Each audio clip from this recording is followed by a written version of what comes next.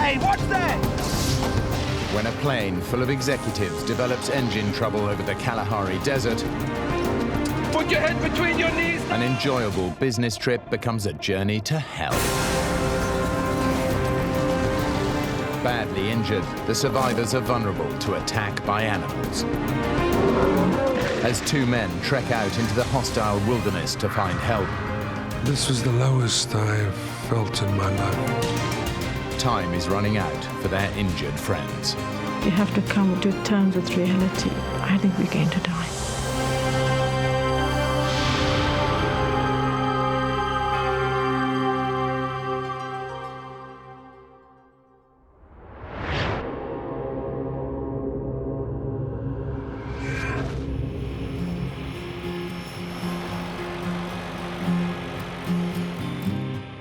Carl Duplessis is executive director of a thriving courier company in South Africa. He lives in Johannesburg with his wife and has two small children. Today, he's chartered a private plane to take him and his team on a promotional tour of Botswana. I enjoy flying, so I don't often have an opportunity to just relax and enjoy the journey, so I was really looking forward to it. Carl's close friend and business partner, Neb Graurak, is originally from Serbia, but now lives in Botswana with his wife. Also traveling are Mike and Lynette Nikolic. They just got married and are hoping to start a family. Lynette is from Botswana, and Mike is from Serbia like his friend Neb. I had experience flying with the small planes, and they always been my concern. But it's quite a normal day. Nothing really that you could sense or see there are problems. Lynette's not so sure. I am looking forward to the trip, but I was just feeling a bit uneasy. I thought to myself, Lynette, if you need to say anything, it should be now. But I couldn't get myself to express my feelings to anybody. It was all internal.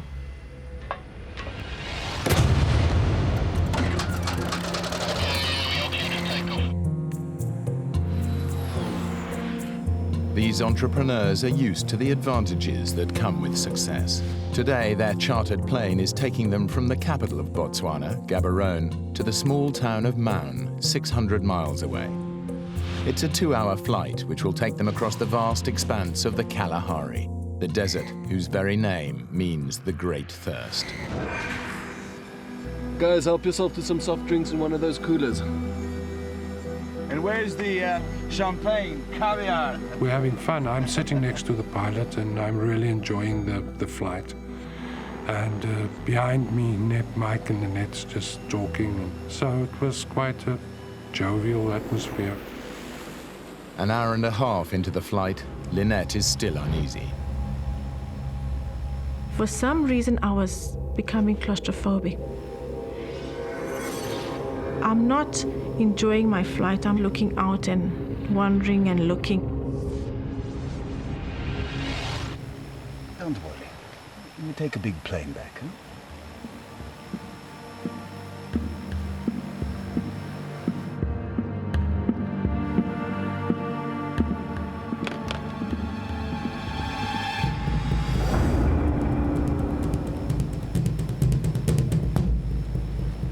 I looked towards one wing, the engine, and I saw a bit of oil coming out of the wing. Neb. Look at that. Costa, What? there's oil coming from the engine. First of all, there were drops, and then it becomes a proper brownish line. Pilot Costa Macandonatis tries to reassure the passengers. It's nothing serious. Just sit back, keep your safety belts on. Without oil, the engine will seize up and could catch fire. Costa has no choice. Hey, what's that? Mike. It's just a precaution. I had to shut off the port engine. The plane should be able to fly on one engine. But in the African heat, the air is thin, and with a full passenger load, it begins to lose altitude. We need to make a precautionary landing. Costa radios the control tower to get his coordinates so he can find a landing strip nearby. What are they saying? You can't pick us up on the radar. Just look for a landing strip. There's nothing out here. You've got to keep on flying. I'm losing altitude. I can't. Gaborone requesting our position. Their only lifeline is the radio. Gaborone? Gaborone. Damn! Lost radio contact.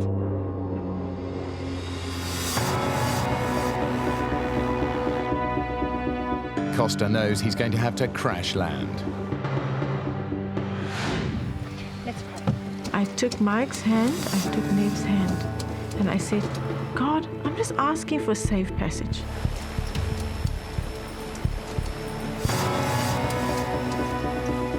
All I know that I have maybe a minute or a minute and a half to live, and I'm just worried about my children.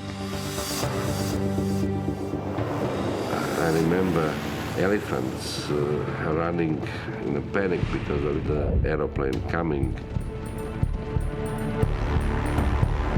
I just saw the earth coming closer and closer and closer. I know that air crashes, you really don't survive. Put your head between your knees now!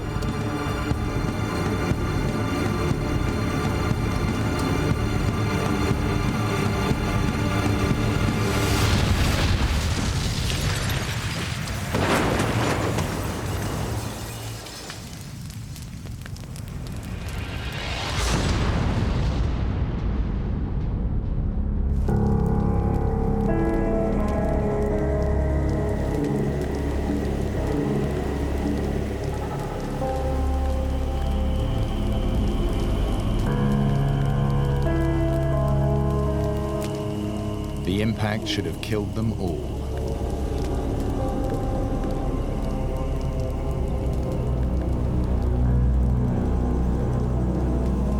I'm still alive.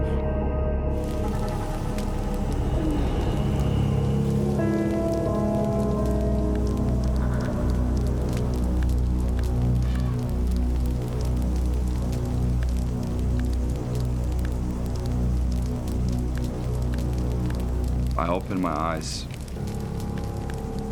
I see my wife. She's burning. The metal's burning me! Help me, Mike!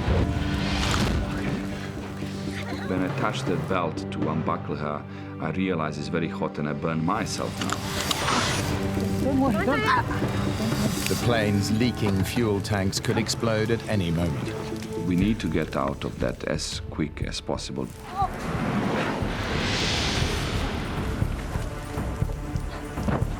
Your body is kind of state of shock. You try to get up and you just fall down.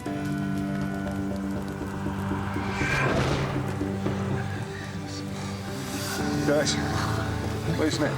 We realize, but there is no name. Where's Neb? It's in the plane. Neb, there. Still in the plane. Let's get him. We are panicking because we don't know how fast the aircraft's going to burn. Are you okay? Get him out. Careful, shoulder up. Neb, please. Is he still breathing? I don't know. Neb, talk to me.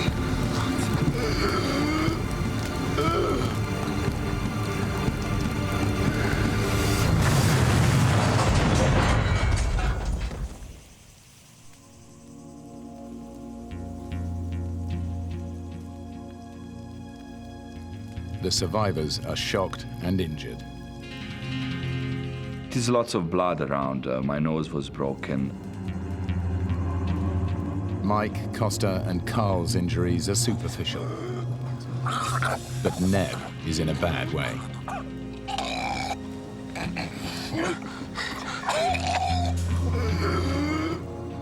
The pain was unbearable because, particularly of the ribs.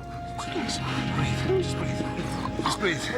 And I actually couldn't breathe. Lift me up. Okay, I've got you. Let's take him to the tree. Over there. Neb has punctured his lung. He has to prop himself up in order to breathe. I couldn't lie down. I had to stand most of the time. And I was hugging the tree. Lynette sustained multiple injuries in the crash. She has damaged her spine. I couldn't move. I couldn't move my legs. As soon as I tried to lift myself up, for some reason I would feel dizzy and then I'll be forced to lie down. And her left arm has been so badly burned that the nerves have been destroyed. I didn't feel any pain. There was no pain at all. I was just worried about the fact that I can't get up.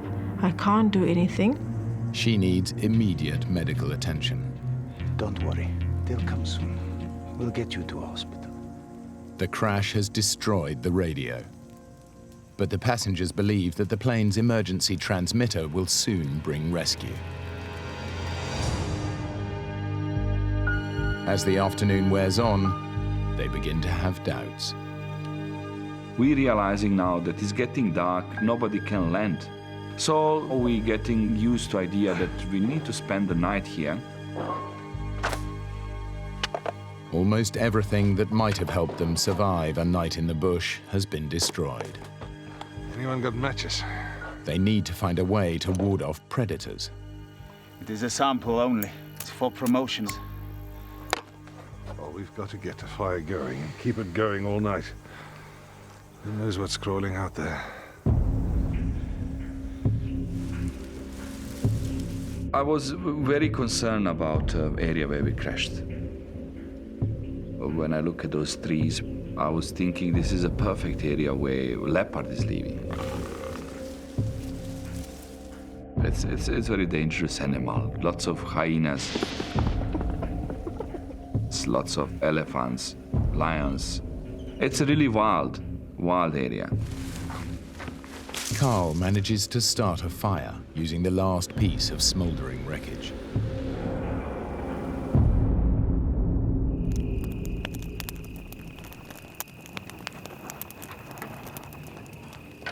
The pilot and the executives prepare themselves for a terrifying night in the bush. They know it's a dangerous time.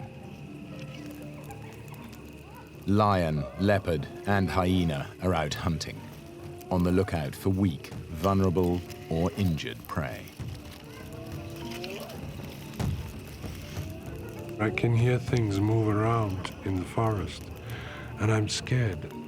There's a totally alien environment. You can feel the presence. There are they, you know, you don't see them, but you can feel there is something is around you. The only thing that keeps them going through the night is the knowledge that they will be rescued in the morning.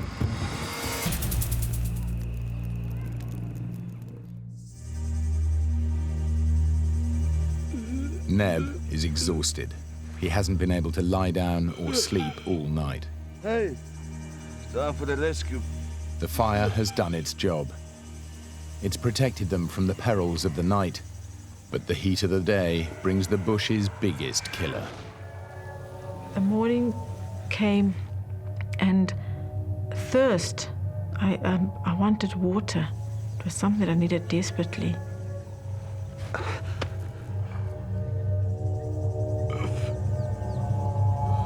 The thirst is unbearable. Your mouth is so dry that you can even feel the pain in your mouth, in your tongue. They can find no water, so they take advantage of a fleeting source of moisture. Dew.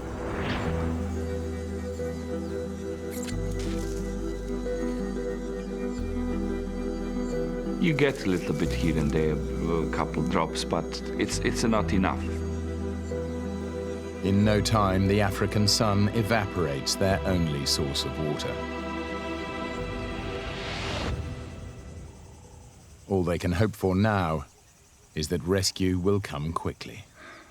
We're under the impression that there's an emergency transponder unit in the tail transmitting our position. So if people look for you, that they will be able to find us. I can hear a plane.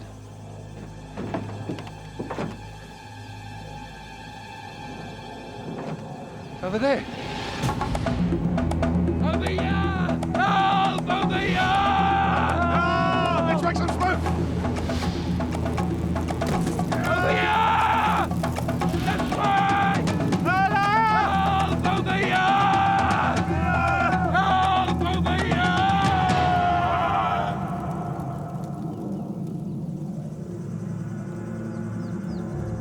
Over here! But it's not a rescue plane. We look up, it's very high, and it's clear that it's never going to see us.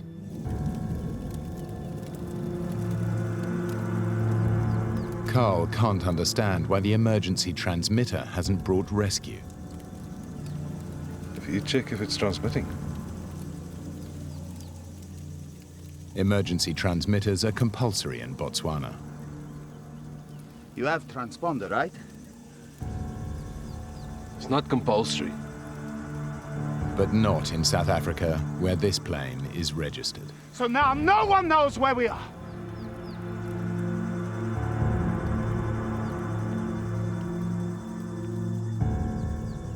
We're realizing now that things are not so straightforward as we thought. What is going on? They'll be here soon. Their only hope is that planes will search the flight path and spot the wreckage. But as the morning drags on, there is still no sign of rescue. I find it very strange that nobody's looking for us.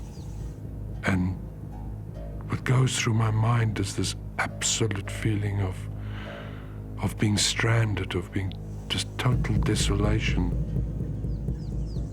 Realizing that time is running out for Neb and Lynette, Carl decides he's got to do something. At this stage, I make a decision that I'm going to walk, to go and look for assistance. Mike. Gossip.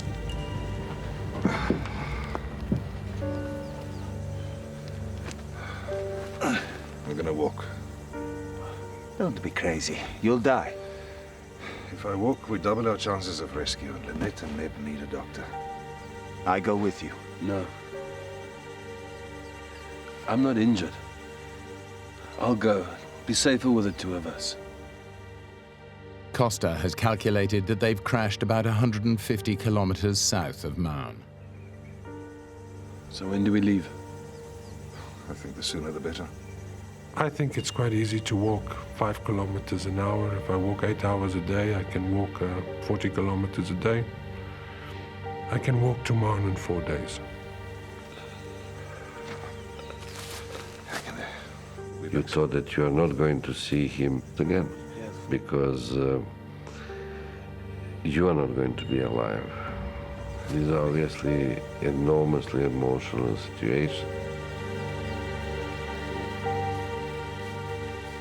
The decision to walk is not an easy decision to make.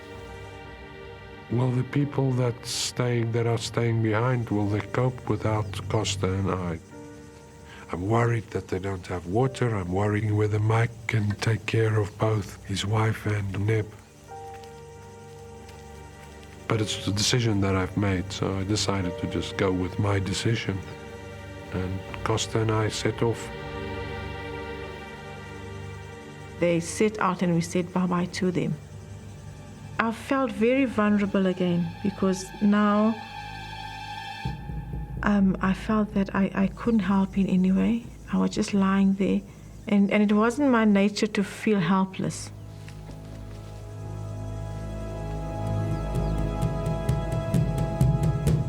Mike has no idea how long he'll have to cope alone.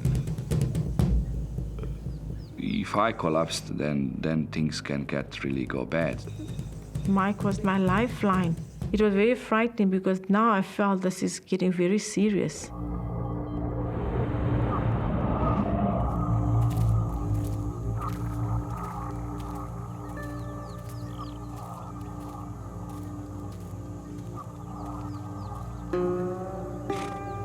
As they trek into the bush, Carl begins to have serious doubts about their position. I'm asking Costa all the time, where are we? Where are you? Are you sure where we are? About 150 k's south of Nana, correct? Keep going due north. We'll be fine. I have my doubts about this simply from the point of view as to why no planes have come to look for us. I don't believe that he knows where we are. At this stage, Carl has no alternative but to accept Costa's word and walk north. But Carl and Costa are taking a huge risk. They have no experience of bush survival, and if they don't make it, neither will the others.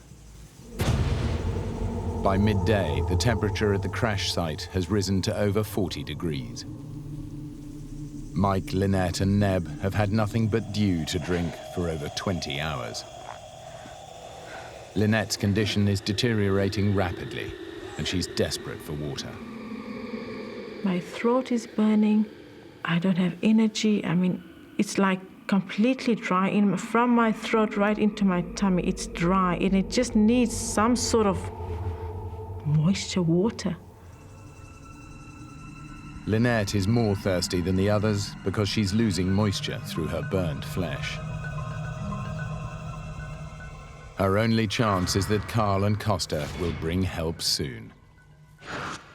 But as they continue walking through the bush, it becomes increasingly impenetrable. Walking through the bush is turning out to be extremely difficult. You have thorns sticking into your clothes all the time.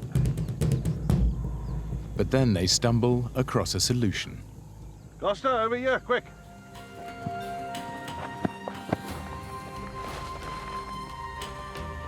It's a track. They've found an elephant path. The whole area is crisscrossed by hundreds of these paths, made by elephants treading down the foliage and knocking away the trees.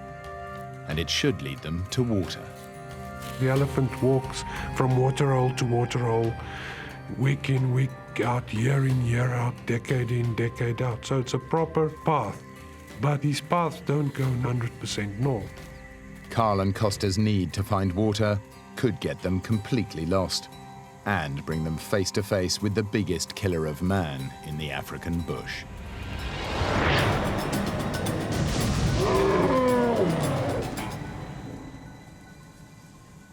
Plane crash survivors Carl and Costa have made the risky decision to leave their injured friends behind and trek out into the African wilderness to find help.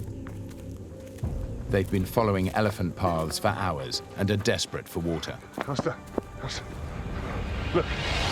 Right in front of us, next to the path, is a waterhole. It's just a really small, little, muddy waterhole.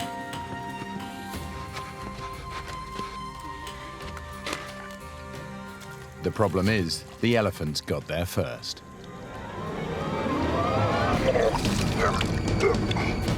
It smells awful.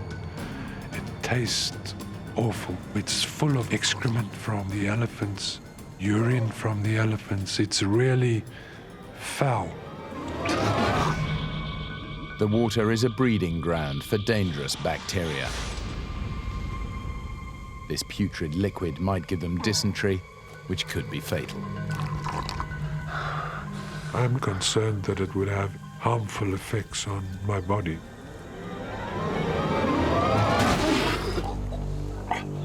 And yet, when you're thirsty, it's drinkable. Back at the crash site, Lynette, Neb and Mike are facing a similar dilemma. What came to my mind is to drink urine, so that is the something which will carry us alive. I was worried about kidneys, I was worried about dehydrating and things like that. There is nothing else we could do.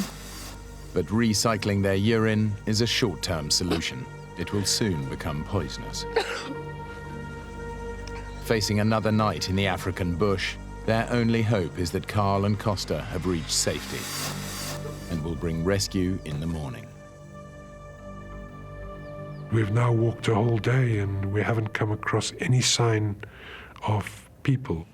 We're exhausted, so we take one step out of the elephant path and lay down to go to sleep. What they don't realize is that they're blocking the path of a herd of elephants.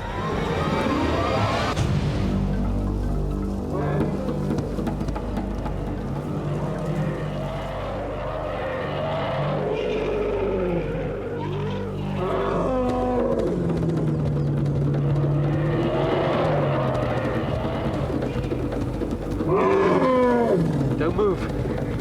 Don't move. It is absolutely petrifying.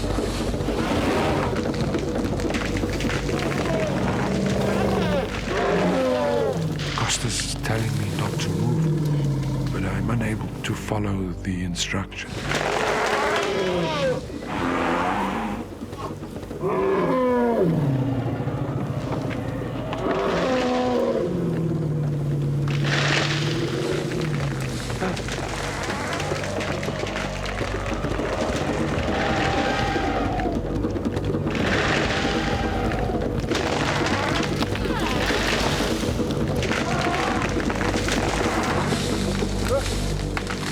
Luckily, the elephant decides to warn them off instead of trampling them to death.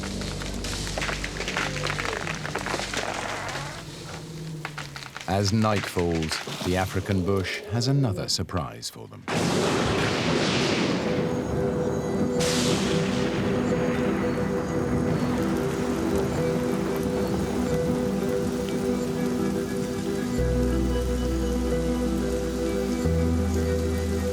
The rain is a welcome relief, but Mike is struggling to collect it. I put various plastic things around just to try to collect some water, because obviously that's what we need. But the rain brings with it a terrible worry. It's in danger of putting the fire out, and Mike has no means of relighting it. Without fire, they're vulnerable to attack by predators. I try even to go back to the aeroplane. I put something over the fire from aeroplane just to protect direct water coming into the fire. It was quite a task.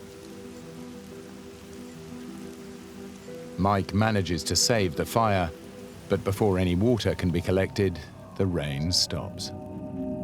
The survivors are left as thirsty as if the rain had never happened. Being wet and still be very thirsty, it's horrible.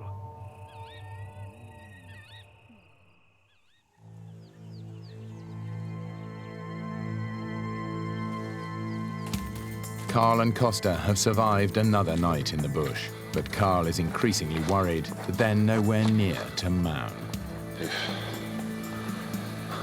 we are walking towards Mound, we should be directly under the flight path. Where's the planes? Costa and I discuss why we haven't seen any planes. We're heading the right way. But I just feel that we are, of course, because we haven't come across any sign of people. I didn't see a track of a car. I didn't see a piece of paper. Nothing. This is wilderness. So I feel that we might be way, way away from Mound. Carl's suspicions are correct. Their flight veered way off course and crashed 140 miles east of Mound in uninhabited bush, which is why they have seen no search planes. Although a massive rescue operation has been launched, it's scouring an area over 200 miles away, beneath the Gaborone to Mound flight path. Carl and Costa are walking north to nowhere. And time is running out for the survivors at the crash site. Things are getting worse and worse. Lynette is now getting more seriously sick. Sometimes she loses herself for 10-15 minutes, doesn't know what's happening. And I vaguely remember him raising his voice. He said, we're going to live long, we're going to have children, you know, everything will be fine, we'll be happy. Mike is also struggling to look after Neb, who's had to stand up for 3 days and nights just to be able to breathe. Sleep deprivation and chronic dehydration are weakening Neb's grip on reality. Thoughts about snakes, hyenas, putting you into panic mode. Neb is panicking. He wants to go now. No.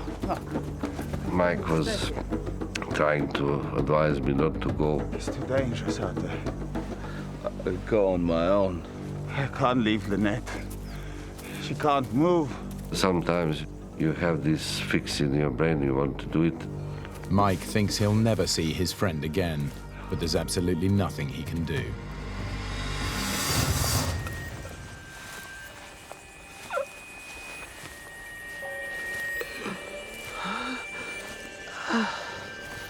Neb's condition is causing him to hallucinate.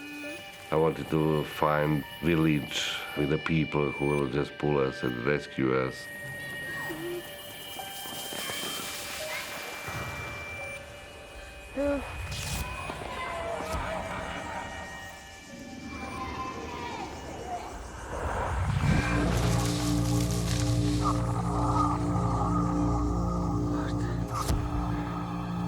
You really believe and you really see something what is not there.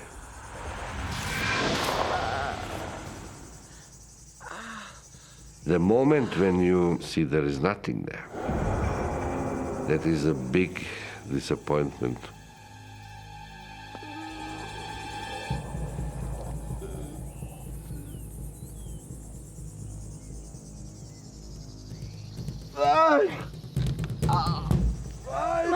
Suddenly I hear him shouting, "There is a water, come and see this." Obviously, after all stories which we went through, and I did not believe him straight away, there is a water.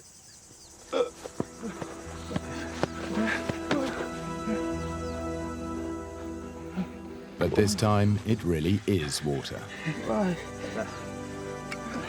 We had plenty of Zippo lighters, but we were actually using for as a promotional material, and that lid of Zippo lighter was very useful to extract that water.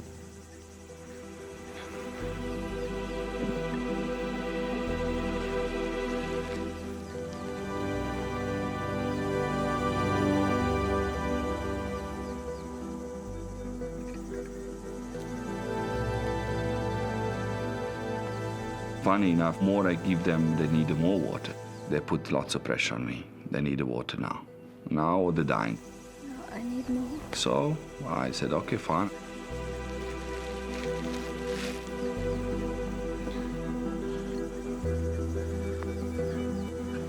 These few sips are barely enough to see them through the night.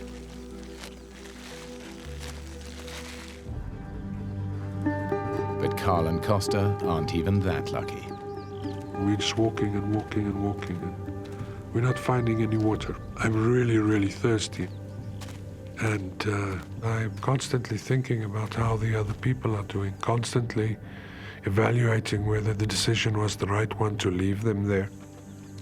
And it becomes clear to me that we're going to have to go to sleep that night without having had anything to drink.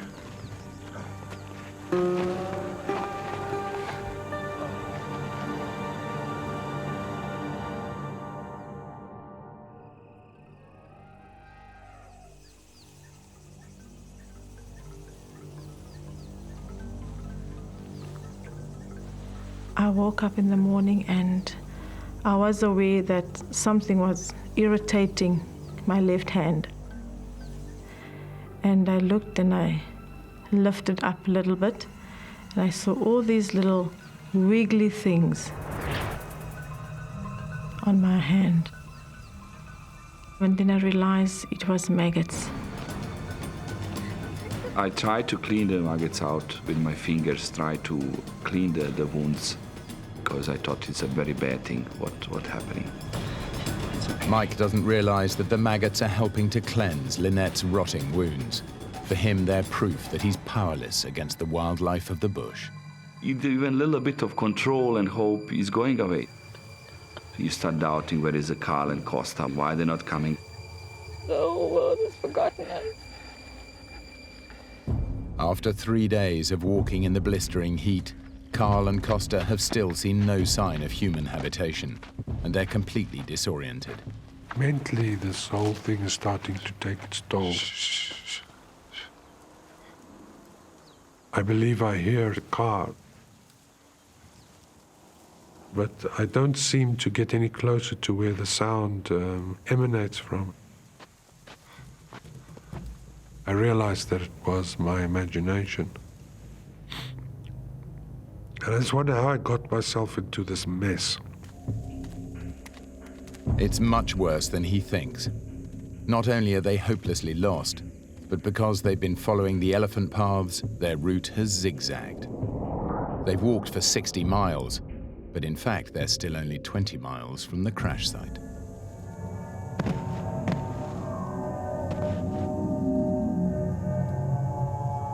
I'm older than Costa, so I think I'm mentally stronger, even if I'm not physically stronger.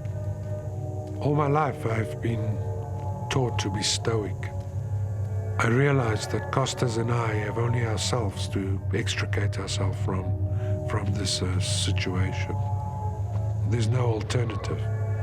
You know, I have children, responsibilities that I have to take care of. I can't perish in Botswana. Can't do it.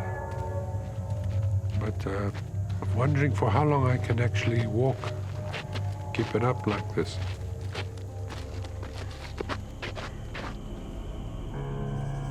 For Lynette and Neb, things are going from bad to worse. Mike no longer has the energy to look after them. I sort of fell into depression that afternoon. I remember even it crossed my mind to go and commit suicide, take my belt or hang myself on the tree, because, you know, you just wanted to end it.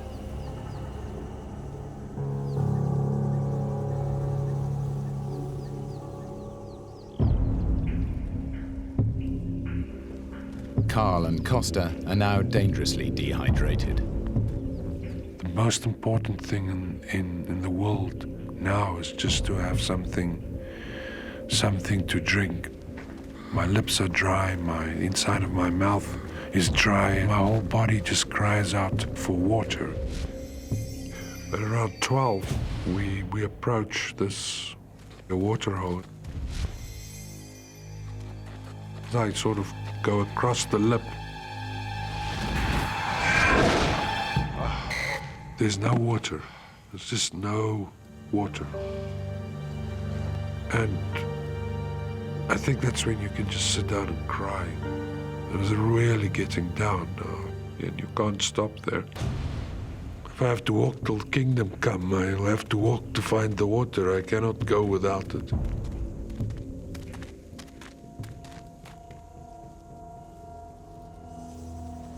Mike, convinced that rescue is never going to come, decides to make preparations for death.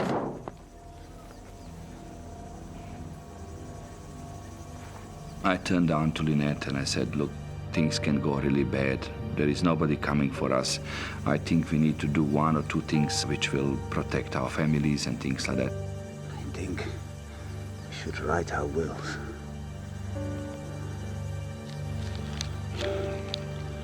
So we took one of my credit card slips and eyebrow liner, and then we wrote the last will and testimony. We actually initialed our signatures, just some indication that if somebody does find us, we were alive for a good number of days before the animals took us away.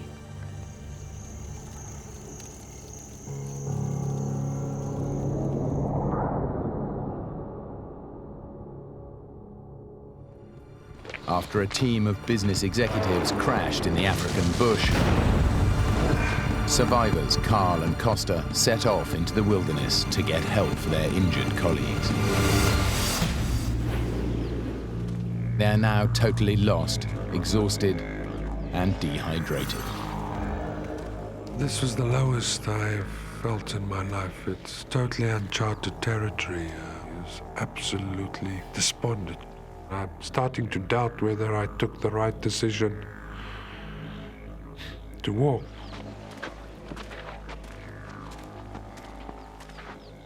The path reaches the choice either to go left or right.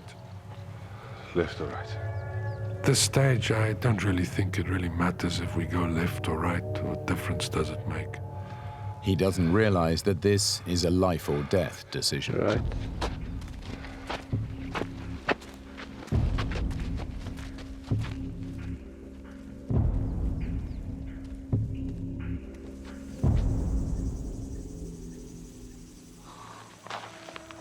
At the crash site, Lynette's body is beginning to shut down. I woke up in the morning and I started feeling very, very cold.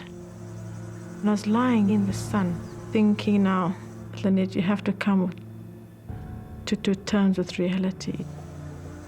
I could see that she's losing strength in her and the body getting like an old tree. You could feel that he's coming to the end. Neb is also getting worse and worse. The pain is now unbearable, awful. We were thinking definitely that we are coming to our end. I think my mind and my body was kind of giving up on the situation.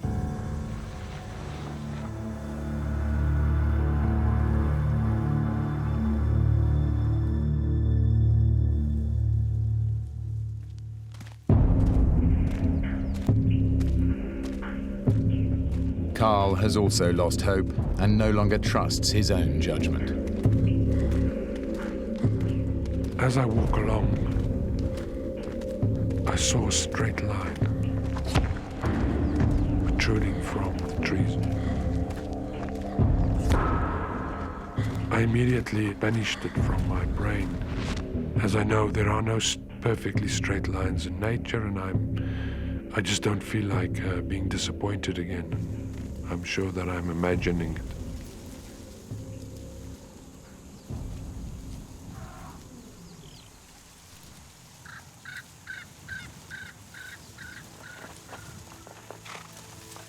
As I got closer, I see the structure built against the side of the hill.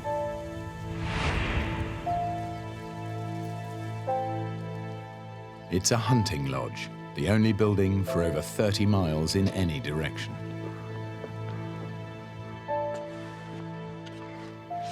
I see a young girl reading a magazine. I'm sorry. I didn't mean to frighten you. It's quite a surrealistic experience. My name is Carl du Plessis. We were in a plane accident. Can you please radio for help? Without even asking, I just took a bottle of juice. And while I was drinking, I'm really worried about the people. Back at the plane, and I still don't know if I did the right thing to walk, if I shouldn't rather have stayed there. It's now too dark to send out a rescue team.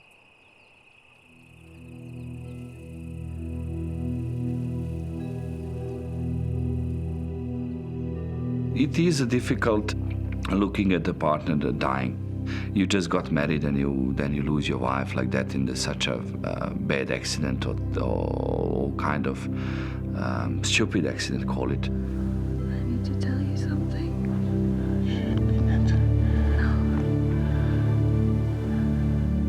I said, I love you very much, and I honor you, and whatever happens in your life, my blessings, and I know that, you will find love again.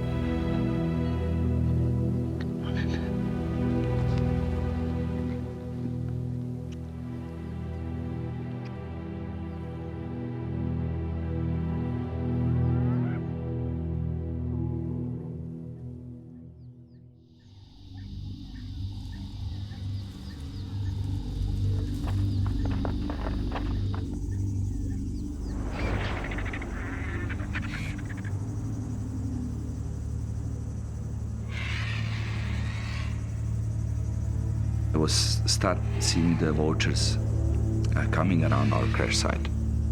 I felt that they coming for the meal.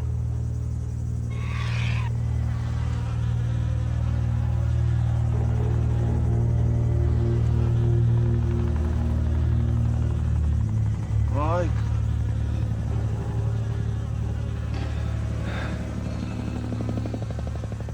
Helicopter! You know, after 5 days here, you know, even mosquito for me is like a helicopter. You're just hallucinating. Helicopter! Over here!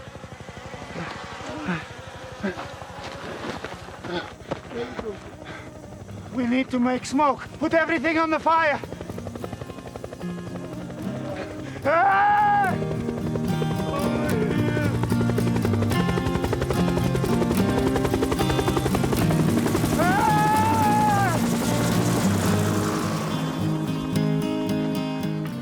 Although the Botswana Defence Force launched its largest ever rescue mission, the plane had crashed so far off course that they would never have found them in time. One of the soldiers comes to me and look at me like this, you know. I said, "Hey man, you're so strong." If Carl had not made the decision to walk, all of them would have died in the African bush. When I saw Neb and Mike and Lynette was alive, it was just an immense relief that washes over you. Lynette's burns were so severe that she spent a year in hospital and had 14 skin grafts.